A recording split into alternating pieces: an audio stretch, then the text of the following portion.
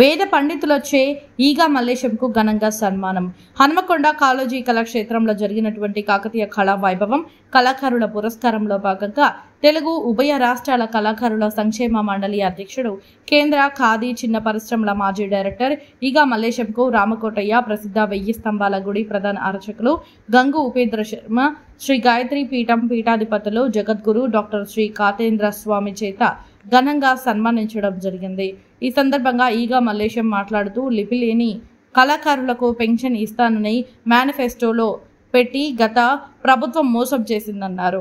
ఇప్పటికైనా ప్రస్తుతం స్పందించి సంచార కులాలు కళాకారులను లిపిలేని వారికి చేయూతనిచ్చి పెన్షన్ సౌకర్యం కల్పించి వారి కుటుంబాలను ఆదుకోవాలని ఈ సందర్భంగా ప్రభుత్వాన్ని కోరారు. ఈ కార్యక్రమంలో శాంతి కృష్ణ, డాక్టర్ బండా ప్రకాష్, ఉమ్మడి జిల్లా మాజీ జడ్పీ చైర్మన్ సాంబార్ సమ్మారావు, సినీ కళాకారుడు రఘు, కళాకారులు, ప్రజలు పాల్గొన్నారు. వివిధ రంగాల కళారంగాల్లో నిష్ణాతులైనటువంటి మహోన్నతులను గుర్తించి 108 మందికి ఈరోజు ఇక్కడ కాళోజీ కళాక్షేత్రంలో ఘనంగా సన్మాన సత్కారాలు అందించాం. నా పేరు డాక్టర్ శాంతికృష్ణ ఆచార్య.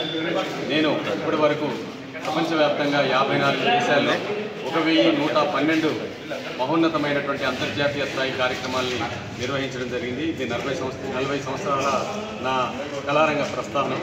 ఇది ప్రపంచంలోనే ఎక్కువ ప్రోగ్రాంలు చేసినటువంటి ఆర్గనైజేషన్గా శ్రీ శాంతికృష్ణ సేవా సమితి ఈరోజు ప్రపంచవ్యాప్తంగా గుర్తించడమే కాకుండా ప్రపంచ ప్రఖ్యాత గిన్నిస్ వరల్డ్ రికార్డును కూడా సాధించి అటు తెలంగాణ రాష్ట్రానికి ఇటు మన ఓరుగల్లుకు కీర్తిని ప్రపంచ స్థాయిలో నిలిపినటువంటి సంస్థగా శ్రీ శాంతికృష్ణ సేవా సమితి ఈనాడు మనం ఉంటుంది.